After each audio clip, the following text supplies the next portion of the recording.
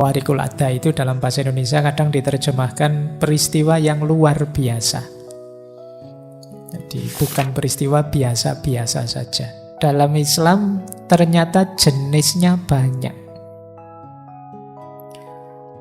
4 yang atas ini positif, luar biasa tapi positif. 3 yang terakhir luar biasa tapi negatif. Oke, bismillah. Assalamualaikum warahmatullahi wabarakatuh. Kita lanjutkan lagi belajar kita, ngaji kita. Melanjutkan minggu lalu kita membahas istiqomah yang dalam dunia tasawuf kadang dihubungkan dengan karomah.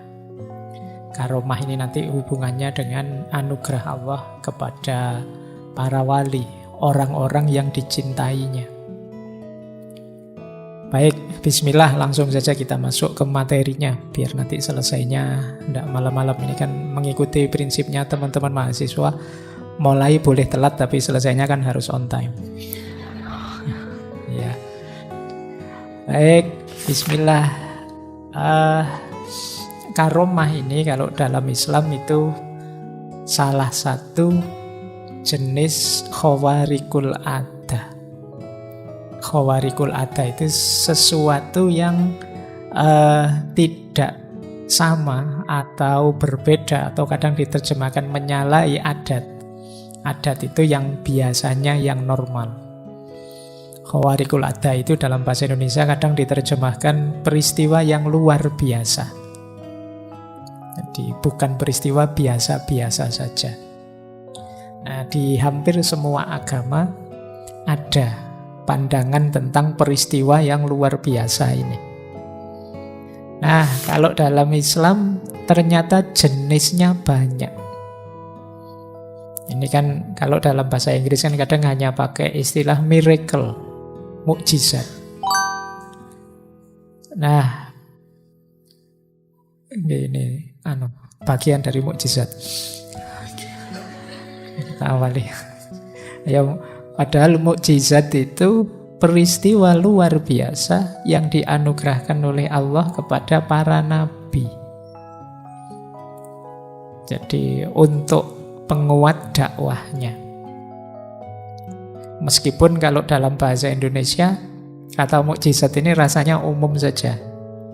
Ada orang misalnya kecelakaan sedahsyat itu kok selamat, terus beritanya ini di antara sekian orang yang tewas ada 1 orang yang mendapat mukjizat sehingga dia masih hidup. Nah itu kalau tidak hati-hati kamu, wah ini jangan-jangan habis kecelakaan jadi nabi dia. Kok dapat mukjizat? Tapi ya memang bahasa Indonesia secara umum mendefinisikan mukjizat itu pokoknya peristiwa luar biasa begitu saja. Ya kalau definisi pasnya sebenarnya mukjizat itu hanya untuk nabi. Nah, kalau karomah ini untuk para aulia, orang-orang yang dicintai Allah. Malam hari ini kita membahas karomah ini saja. Mungkin lain waktu kita bahas mukjizat. Nah ini kalau karomah itu untuk para wali. Masih ada lagi ma'unah. Ma'unah itu untuk kita, orang biasa-biasa. Kadang-kadang kita ngalami juga hal luar biasa kayak tadi kecelakaan begitu dahsyatnya tapi masih selamat, masih segar bugar. Itu sebenarnya pasnya ya ma'unah. Jadi peristiwa luar biasa yang diberikan oleh Allah pada orang biasa. Ada lagi nanti namanya irhas. Irhas ini peristiwa luar biasa yang diberikan pada calon nabi. Jadi orang yang nantinya oleh Allah diberi wahyu untuk jadi nabi itu sejak awal, sejak kecil memang dijaga oleh Allah dan terhindar dari bahaya, dilindungi dari berbagai musibah, bencana, dan lain sebagainya. Ini namanya irhas. Seperti Rasulullah itu waktu sebelum beliau mendapat wahyu, misalnya berdagang kemana melalui padang pasir itu selalu ada awan yang menaungi sehingga tidak panas. Itu namanya irhas. Nah, kayak misalnya malam hari ini kan suasananya agak panas, agak sumuk, tapi mungkin ada kok sendirian, saya seger-seger aja Pak, dingin Pak. Itu mungkin, tapi bukan irha sekalian, bukan calon nabi. Ini namanya ma'unah. Nah, kalau kalian, kita ini orang biasa, namanya ma'unah. 4 yang atas ini positif, luar biasa tapi positif. 3 yang terakhir luar biasa tapi negatif. Ada namanya istidraj. Istidraj itu peristiwa luar biasa yang diberikan oleh Allah pada orang-orang yang negatif, orang jahat, orang banyak dosa, orang banyak maksiat. Itu kadang oleh Allah diberi juga anugerah-anugerah yang luar biasa. Tapi ini dalam rangka biar dia tidak sadar-sadar, biar nanti menghukumnya mantep. Kayak kalian kalau ada temenmu ngapain, ya wes terus no, yo terus no, itu kan kamu ancang-ancang, sebentar lagi tak sikat kamu. Nah, itu mirip istidraj itu begitu. Kamu diusili temenmu terus kamu, yo tunggu aja, ayo wes terusin, tunggu aja, ya kan? Nah, itu kalau kamu tidak sadar-sadar, padahal ini istidraj, itu pada saatnya yo habis kamu dengan murkanya Allah dan siksanya Allah. Ini namanya istidraj. Jadi maka yo, yang untuk kita orang biasa, Pak, saya itu padahal sholatnya masih bolong-bolong loh Pak. Tapi kalau saya ngomong itu kok mesti pas ya, mesti cocok ya. Jangan-jangan saya ini calon wali apa-apa ya. Enggak, ya itu mungkin istidraj saja dari Allah. Jadi memang sengaja dibuat begitu biar kamu enggak sadar-sadar. Kalau diingatkan dengan musibah, bencana, mungkin kamu cepat sadar, ya Allah, aku dosa apa, aku kok begini itu. Tapi kalau diberi nikmat terus, nah itu dikasih istidraj oleh Allah. Kamu malah terlena, merasa sudah benar padahal salah. Nah, ada lagi sihir. Sihir ini perbuatan luar biasa yang dilakukan oleh orang-orang jahat untuk tujuan jahat.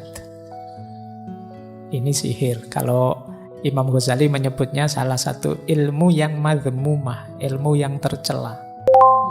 Jadi ada ilmu-ilmu yang sebaiknya kita tidak usah mempelajari. Itu namanya sihir.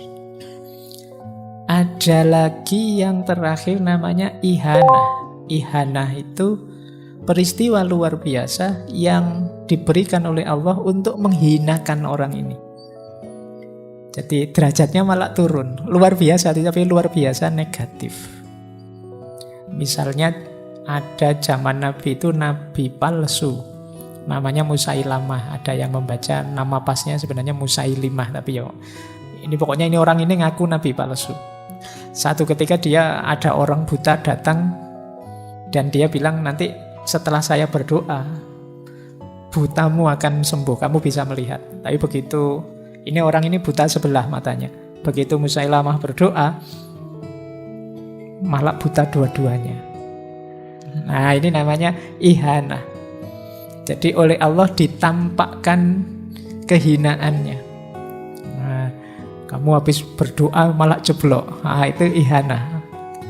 Jadi ini peristiwa luar biasa juga, cuma luar biasa mengenaskan. Tidak selalu kalau istidraj, jadi memang luar biasa positif sebenarnya meskipun untuk orang yang negatif. Tapi kalau ihanah ini luar biasa negatif untuk orang yang negatif. Sama seperti sihir. Sihir itu kontennya negatif, tujuannya negatif, dilakukan oleh orang yang negatif. Jadi 3 yang terakhir ini memang keluarbiasaan yang negatif. 4 yang atas ini keluarbiasaan yang positif. 3 dari 4 yang atas ini spesial, yang 1 umum, bisa untuk siapa saja. Nah, baik, ini peristiwa-peristiwa khawarikul adah. Jadi dalam agama diakui memang ada peristiwa luar biasa ini. Baik, kita mulai ya. Malam hari ini kita membahas karomah yang merupakan anugerah Allah untuk para wali. Secara bahasa karomah itu artinya kemuliaan. Jadi kalau ini teman-teman mestinya sudah ngerti ya. Berarti orang yang mendapat karomah itu hakikatnya dimuliakan oleh Allah. Kalau secara istilah biasanya istilah karomah ini dipakai juga kadang untuk muamalah. Untuk bidang muamalah itu karomah ini artinya orang yang dermawan. Orang dermawan itu kan mulia, suka membantu orang.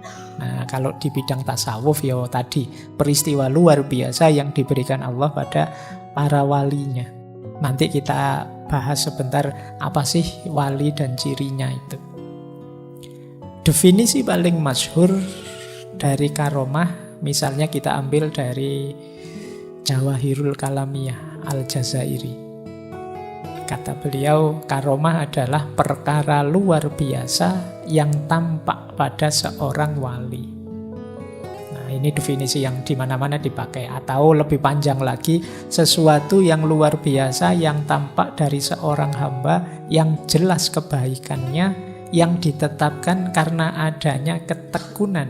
Nah, ketekunan ini istiqomah. Makanya tadi saya disebut oleh banyak para wali juga kuncinya karomah itu istiqomah dalam mengikuti syariat Nabi dan mempunyai iktikad yang benar.